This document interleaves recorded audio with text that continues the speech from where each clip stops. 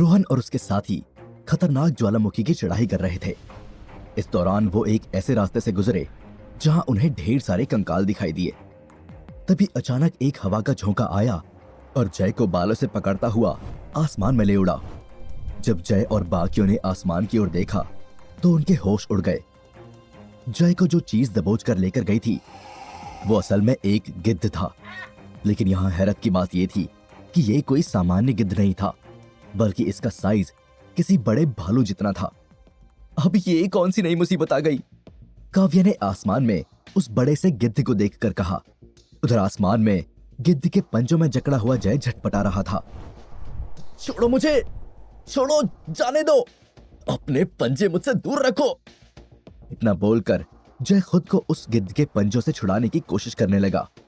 तभी रोहन फौरन एक्शन में आया और वहां रखे कंकालों के ढेर में से एक बड़ा सा हड्डी का टुकड़ा उठाया और फिर सटीक निशाना लगाते हुए पूरी रफ्तार से उस हड्डी के टुकड़े को ऊपर आसमान में उड़ रहे गिद्ध पर फेंक दिया। इससे वो हड्डी का टुकड़ा सीधा जाकर उस गिद्ध की आंख में लगा और उसे बहुत तेज दर्द हुआ। वो दर्द से झटपटा रहा था। इसी बात का फायदा उठाकर जय ने उस गिद्ध को एक जोरदार पंच मारा और खुद को उसके पंजों से आजाद कर दिया। लेकिन अब जय आसमान की कई फुट की ऊंचाई से नीचे गिर रहा था। तभी काव्या जय को कैच करने दौड़ी। अब काव्या जय को कैच करने ही वाली थी कि तभी एक बड़ा सा गिद्ध आया और जय को अपने पंजों में दबोचकर आसमान में ले उड़ा। जब काव्या ने आसमान में ध्यान से देखा तो उसे झटका लगा। ये वो गिद्ध नहीं था जिसे रोहन ने हड्डी फेंककर मारा था, बल्कि वहां एक दूसरा गिद्ध आ गया था जो जय को ले उड़ा। अब वो पहला गिद्ध भी दूसरे गिद्ध के पास आ गया और जय को उससे छीनने लगा। दरअसल जय उसका शिकार था, इसीलिए वो उसे दूसरे गिद्ध से छीन रहा था। ऐसे में दोनों गिद्धों के बीच जय को लेकर छीना झपटी शुरू हो गई। अरे नहीं, ऐसे ही चलता रहा तो वो दोनों गिद्ध आपस में मिलकर जय को मार देंगे। रिया ने चिंता जताते हुए कहा। तुम सही कह रही हो, हमें जल्द कुछ करना होगा। फिर रोहन और काव्या दोनों ने मिलकर वहां रखे हड्डियों के कंकाल से एक तीर कमान बना लिया और फिर दोनों ने हड्डियों को ही तीर की तरह यूज करके जय को लेकर आपस में लड़ रहे उन दोनों गिद्धों पर फेंक दिया।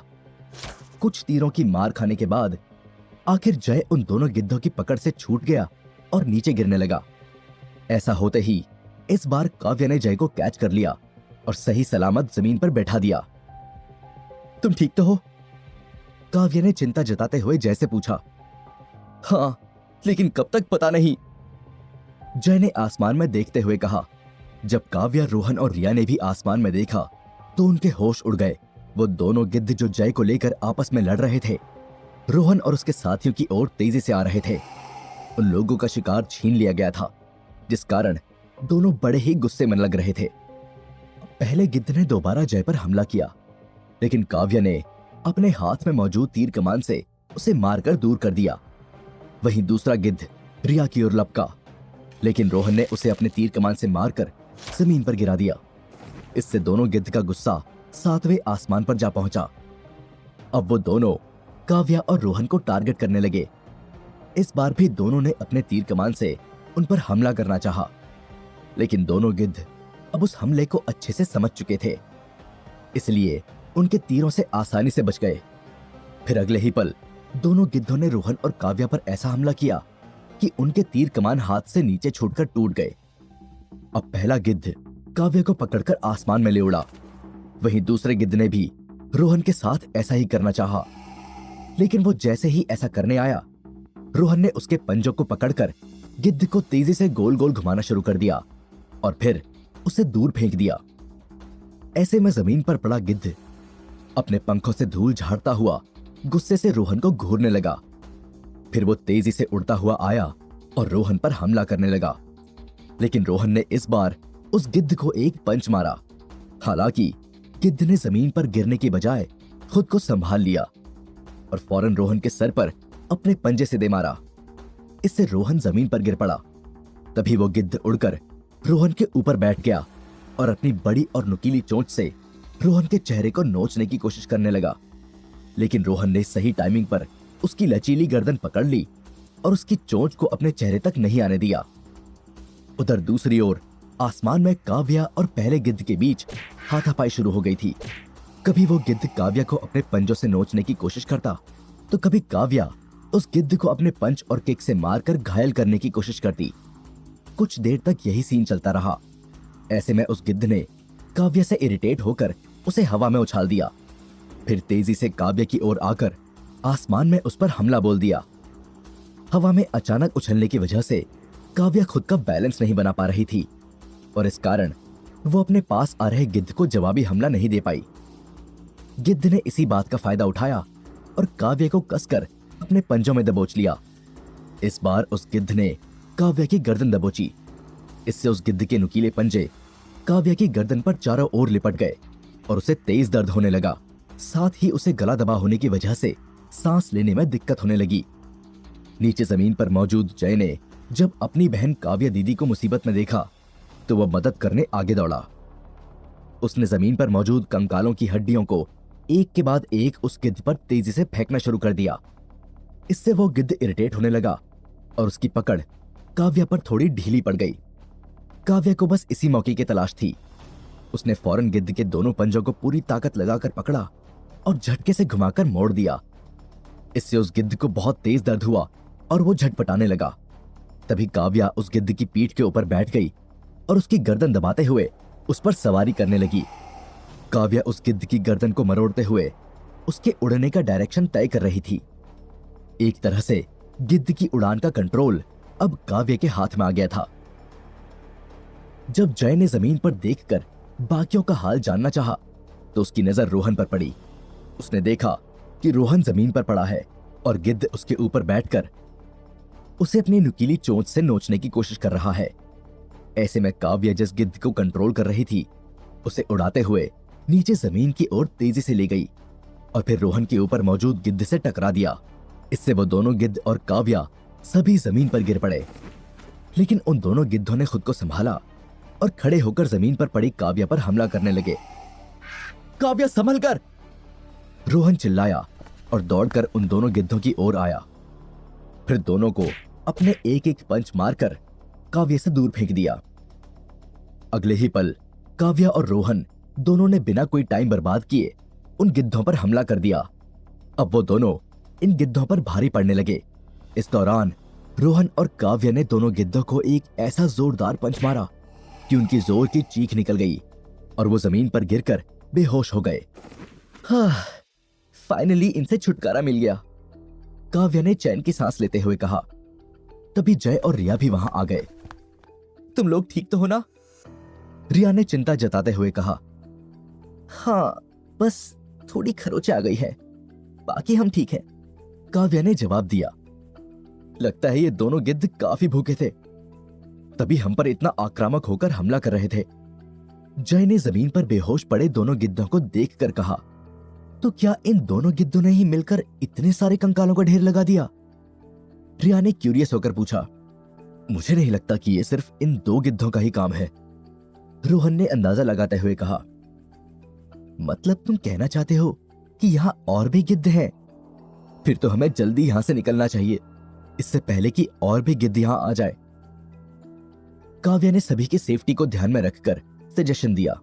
काव्या दीदी, काश आप ये सजेशन थोड़ा जल्दी दे देती, लेकिन अब तो हम गए काम से। जय डरते हुए बोला। क्या मतलब? काव्या ने कंफ्यूज होकर पूछा। जरा एक बार आसमान में देखिए, मौत का सैलाब आ रहा है, जय नर्वस होकर बोला। फिर जब सभी ने आसमान की ओर देखा तो उनके पैरों तले जमीन खिसक गई। आसमान में एक या दो नहीं बल्कि सैकड़ों गिद्ध मंडरा रहे थे और उन सभी की नजर जमीन पर मौजूद रोहन और उसके साथियों पर थी। उन्होंने जमीन पर पड़े अपने साथी गिद्धों को भी देख लिया था। असल में ये सभी गिद्ध उन दोनों गिद्धों की आखिरी चीख सुनकर ही वहां आए थे। अरे बाप रे, यहां तो गिद्धों की पूरी फौज आ गई है, रिया ने डरते हुए बोला। रोहन, अब हम क्या करेंगे? काव्या ने आसमान में मंडरा रहे सैकड़ों गिद्धों को देखकर पूछा। इतने सारे गिद्धों से लड़ना शायद मुमकिन नहीं है, और वो भी तब जब हमें 12 घंटे में पापा को दिए गए टास्क को पूरा करना है।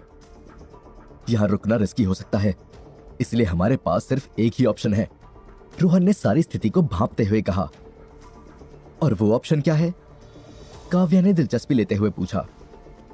जितना हो सके तेजी से भागो और उन गिद्धों का शिकार बनने से बचो, क्योंकि अगर हमने रुककर यहां पर कोई जवाबी हमला किया तो इस अफरा तफरी में किसी की जान भी जा सकती है, और फिलहाल मैं ये रिस्क बिल्कुल नहीं ले सकता।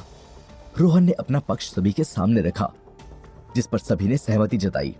फिर रोहन और उसके साथी सभी अपना पूरा जोर लगाकर वहां से तेजी से भागने लगे, लेकिन आसमान में मंडरा रहा गिद्धों का वो झुंड उन्हें आसानी से छोड़ने वाला नहीं था। उन सभी ने एक साथ मिलकर रोहन और उसके साथियों पर हमला बोल दिया। ऐसे में रोहन, जय और काव्या अपने पास आ रहे गिद्धों को लात और घूंसे मारकर अपने से दूर करने लगे। वो ऐसा करते हुए अपना भागना जारी रख रहे थे। यहां उनकी प्रायोरिटी गिद्धों को मारना नहीं, बल्कि उन्हें किसी तरह से चकमा देकर यहां से निकलने की थी। तभी भागते हुए रोहन के दिमाग में एक आइडिया क्लिक हुआ। वो जिस रास्ते पर भाग रहे थे वहां भाप की वजह से अचानक जमीन से छोटे छोटे धमाके भी हो रहे थे। इन धमाकों से जमीन के अंदर से लावे के फव्वारे बाहर निकल रहे थे। ये धमाके हर कुछ सेकंड में एक पैटर्न में हो रहे थे। अब मैं जैसा कर रहा हूं तुम लोग भी वैसा ही करो, तो हम इन गिद्धों की फौज से छुटकारा पा सकते हैं, रोहन ने अपने साथियों से कहा। फिर रोहन जानबूझकर रास्ते के उन हिस्सों पर चलने लगा जहां ये लावे के धमाके हो रहे थे। ऐसे में जब गिद्ध रोहन पर हमला करने के लिए आते हैं तो वो फौरन उस जगह से हट जाता है और वो गर्म लावा उन गिद्धों को जलाकर वहीं गिरा देता है। रोहन को देखकर बाकी लोग भी यही चीज फॉलो करने लगे। फिर देखते ही देखते उन लोगों ने उस लावे के अंदर सैकड़ों गिद्धों को जलाकर मार दिया। लेकिन फिर कुछ दूर तक दौड़ने के बाद लावा के ये धमाके होने बंद हो गए। पर अभी भी करीब 100 गिद्ध रोहन और उसके साथियों के पीछे पड़े थे। तो अब क्या होगा आगे? क्या रोहन और उसकी टीम इन गिद्धों से बच पाएगी या फिर उनका निवाला बनकर कंकाल बन जाएगी? जानने के लिए सुनिए सीक्रेट मिलेनियर का अगला एपिसोड। सिर्फ वियतनाम। दिन का समय। रोहन और उसके साथी ज्वालामुखी की चढ़ाई कर रहे थे कि तभी अचानक से सैकड़ों गिद्धों ने उन पर हमला बोल दिया। अब रोहन ने अपने दिमाग से बहुत से गिद्धों से तो छुटकारा पा लिया था, लेकिन करीब 100 गिद्ध अभी भी उनके पीछे पड़े थे। रोहन, अब हम क्या करेंगे? ये गिद्ध तो हमारा पीछा छोड़ने का नाम ही नहीं ले रहे। रोहन के साथ भाग रही काव्या ने पूछा। लगता है हमारे पास अब इन गिद्धों से लड़ने के अलावा कोई और ऑप्शन बचा ही नहीं है। हाँ, ऐसा करने में हमारा बहुत टाइम वेस्ट होगा और शायद हम टाइम पर टास्क पूरा भी ना कर पाए। हो सकता है कि हम में से कोई घायल भी हो जाए या फिर इससे बड़ा किसी की जान भी चली जाए। लेकिन अब फाइट किए बिना कुछ हो, इससे अच्छा है कि हम लड़कर अपने जीतने के चांस बढ़ा लें। रोहन ने अपना प्लान सबको बताया, जिस पर सभी ने हाँ में सर हिला दिया। फिर रोहन और उसके साथियों ने भागना छोड़ दिया और पलटकर उन गिद्धों को घूरने लगे। हम तुमसे नहीं डरते, आ जाओ, एक एक करके देख लेंगे, जय ने गिद्धों को ललकारते हुए कहा। तभी सारे गिद्ध अचानक उड़ते उड़ते वहीं रुक गए। फिर डर कर दूसरी दिशा में भागने लगे। ये देखकर सभी लोग हैरान रह गए, खास करके जय की खुशी का तो ठिकाना नहीं रहा। देखा मेरा खौफ, सारे के सारे दुम दबाकर भाग गए, जय सीना चौड़ा करके बोला। पीछे खड़ी रिया को किसी के गुर्राने की आवाज सुनाई दी। जब उसने पलटकर देखा तो डर के मारे उसका बुरा हाल हो गया। जय, आई थिंक वो सभी गिद्ध तुम्हें देखकर नहीं बल्कि इसे देखकर भागे थे, रिया ने डर के मारे सहमी हुई आवाज में कहा। यह सुनकर जय, रोहन और काव्या ने पलटकर देखा और फिर रिया की तरह उनके भी पैरों तले जमीन खिसक गई। दरअसल सभी ने देखा कि उनके सामने एक भेड़िया खड़ा था जो उन्हें गुस्से से देखकर गुर्रा रहा था। यहां हैरत की बात यह थी कि इस भेड़िए का साइज किसी हाथी जितना बड़ा था। यही वजह थी कि वो 100 गिद्धों का झुंड और आगे बढ़ने की हिम्मत नहीं कर सका और वहां से 9-11 हो गया। रोहन, इस भेड़िए का साइज इतना बड़ा क्यों है? काव्या ने हैरान होकर पूछा। पता नहीं, लेकिन वो गिद्ध भी हमें भालू के साइज के मिले थे, तो इस भेड़िए का हाथी के साइज का होना भी बनता है, रोहन ने जवाब दिया। अब कोई और कुछ सोचता या समझता, तभी उस विशाल भेड़िए ने रोहन और उसकी टीम पर हमला बोल दिया। ओह शिट, भागो! जय चिल्लाया। फिर सभी तेजी से भागने लगे। रोहन और काव्या भागने में सबसे आगे थे, वहीं जय उन दोनों के पीछे, जबकि रिया सबसे पीछे थी। अब सभी अपना पूरा जोर लगाकर तेजी से भाग रहे थे, लेकिन रास्ता ऊबड़ खाबड़ होने की वजह से उन्हें भागने में दिक्कत आ रही थी। यही वजह थी कि जब रिया दौड़ रही थी तो उसका पांव इम्बैलेंस हो गया और वो गिर गई। आह रोहन! रिया गिरते हुए चिल्लाई। रिया की आवाज कानों में पड़ते ही रोहन फौरन पलटा। तभी रोहन ने देखा कि रिया जमीन पर गिर गई है और वो विशाल भेड़िया दौड़कर उनके पास आ रहा है। अब रिया गिरने के बाद दोबारा उठकर भागने की कोशिश कर रही थी। तभी वो भेड़िया जंप मारकर रिया के सामने कूद गया। इससे रिया के कदम भागते भागते अचानक से रुक गए और उसने खुद को गुस्से से गुर्रा रहे भेड़िए के मुंह के नीचे पाया। ये देखकर रिया डर के मारे कांपने लगी। तभी वो भेड़िया रिया को घूरता हुआ अपना मुंह उसके पास ले आया। भेड़िए के गुर्राने की वजह से उसके मुंह से लार भी टपक रही थी। इस लार का एक बड़ा सा हिस्सा रिया के ऊपर गिर गया। ये तो इस भेड़िए के मुंह का निवाला बनने से भी बुरा है। रिया अपने बदन पर गिरी भेड़िए की चिपचिपी लार को साफ करते हुए बोली। तभी वो भेड़िया अपने बड़े बड़े नुकीले दांत रिया के पास ले आया और उस पर हमला करने लगा। अब वो रिया को अपने मुंह का निवाला बनाता उससे पहले ही रोहन तेजी से दौड़ कर आया और उसने रिया को पकड़कर अपनी ओर खींच लिया। इससे उस भेड़िए का हमला खाली गया। रोहन की इस हरकत ने उसे और भी गुस्सा दिला दिया। वो गुस्से में पलटा और रोहन की ओर हमला करने दौड़ा। तभी रोहन ने रिया का हाथ पकड़ा और दौड़ लगा दी। अब भेड़िया पहले से भी और ज्यादा स्पीड से उनके पीछे आ रहा था। रिया को रोहन की स्पीड मैच करते हुए भागने में दिक्कत हो रही थी। रोहन ये बात समझ गया था। काव्या, जय, तुम दोनों रिया को लेकर आगे निकलो, तब तक मैं इस भेड़िए को रोकने की कोशिश करता हूं, रोहन ने कहा और उसने फिर रिया का हाथ काव्या के हाथ में पकड़ा दिया। लेकिन रोहन, तुम अकेले उस भेड़िए को कैसे हरा पाओगे? काव्या चिंता जताते हुए बोली। मेरी फिक्र मत करो, अगर मैं भेड़िए को हरा नहीं पाया तो कम से कम उसे कुछ देर रोक कर तुम्हें सेफली यहां से निकलने का टाइम तो दे ही सकता हूं, रोहन ने कहा। लेकिन तुम्हारी सेफ्टी का क्या रोहन? अगर उस भेड़िए ने तुम्हें कुछ कर दिया तो हम लोग तुम्हें अकेला छोड़कर नहीं जाएंगे, रिया जज्बाती होकर बोली। मुझे कुछ नहीं होगा रिया, भरोसा रखो। अभी हमें जज्बातों से नहीं, दिमाग से काम लेना होगा। अगर तुम चाहती हो कि हम सभी सेफ रहें तो पहले तुम लोगों के निकल जाने में ही भलाई है। मैं बाद में भेड़िए को किस तरह से चकमा देकर तुम लोगों को कैच कर लूंगा, रोहन ने रिया को समझाया।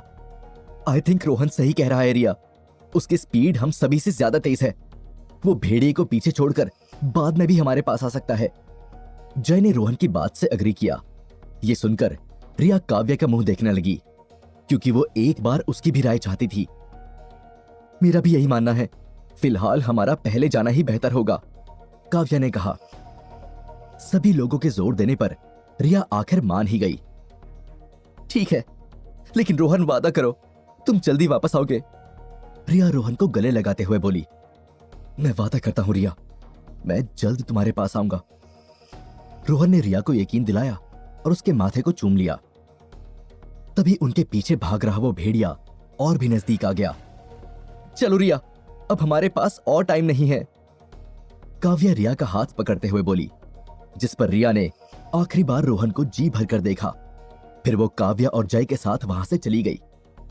उन्हें जाता देखकर रोहन ने अपने भागते कदमों को थाम लिया और फिर पलटकर भेड़िए की ओर खड़ा हो गया। ये देखकर भेड़िया भी एक पल के लिए हैरान हो गया।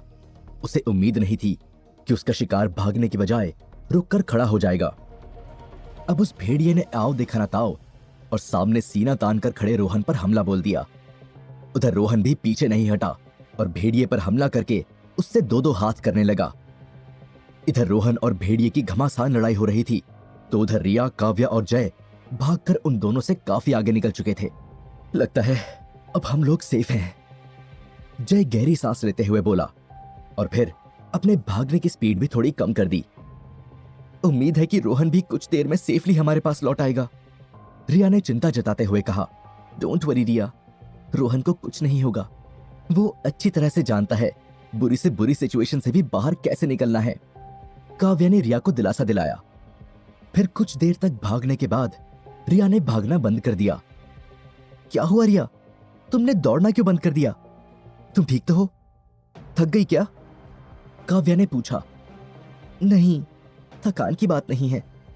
दरअसल मैं सोच रही थी कि हमें अब ज्यादा आगे नहीं निकलना चाहिए, रोहन के आने का इंतजार करना चाहिए। रिया ने सजेशन दिया।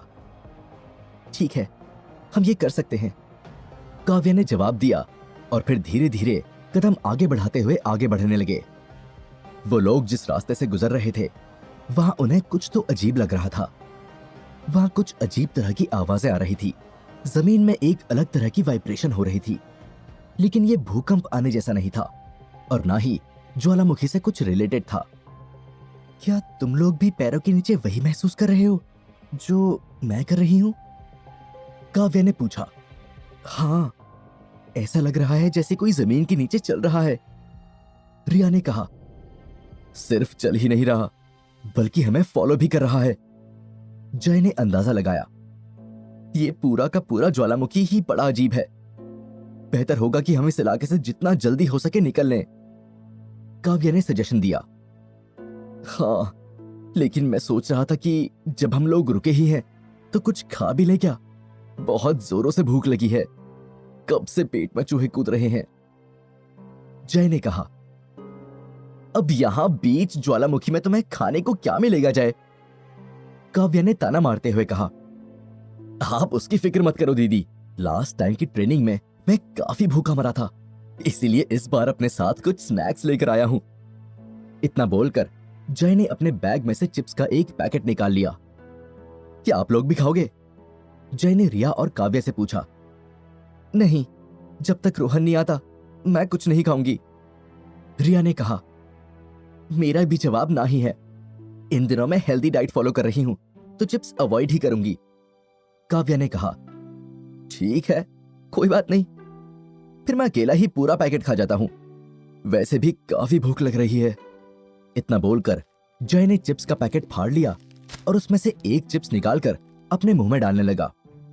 लेकिन वो ऐसा करता तभी अचानक से एक अजीब सी चीज तेजी से आई और उसके हाथ में रखा चिप्स लेकर सबकी नजरों से ओझल हो गई। ये सब इतनी जल्दी हुआ कि जय कुछ समझ ही नहीं पाया कि उसका चिप्स कौन ले उड़ा। मेरा चिप्स, वो कहां गया? अभी तो मेरे हाथ में ही था, जय ने कहा। काव्या और रिया जय के आगे चल रहे थे, इसलिए वो दोनों नहीं देख पाए कि जय के साथ क्या हुआ। क्या बोल रहे हो जय? चिप्स का पैकेट तुम्हारे हाथ में ही तो है, काव्या ने पलटकर कहा। पैकेट तो है, लेकिन एक चिप्स अभी अभी मेरे हाथ में था, लेकिन कोई उसे छीन कर ले गया, जय ने कंफ्यूज होकर कहा। एक चिप्स ही तो लेकर गया है, अभी तुम्हारे पास पूरा पैकेट है, उसमें से दूसरा लेकर खा लो, रिया बोली। इस पर जय ने भी उस चीज को इग्नोर किया और कुछ ध्यान नहीं दिया। फिर वो पैकेट से दूसरा चिप्स खाने लगा, लेकिन वो चिप्स जय के मुंह में जाता तभी अचानक तेजी से एक और चीज आई और वो चिप्स भी ले उड़ी। लेकिन इस बार जय ने उस चीज को जमीन के अंदर घुसते हुए देख लिया, जहां एक बड़ी सी दरार भी थी। काव्या दीदी, रिया, संभल कर, कुछ तो गड़बड़ है यहाँ।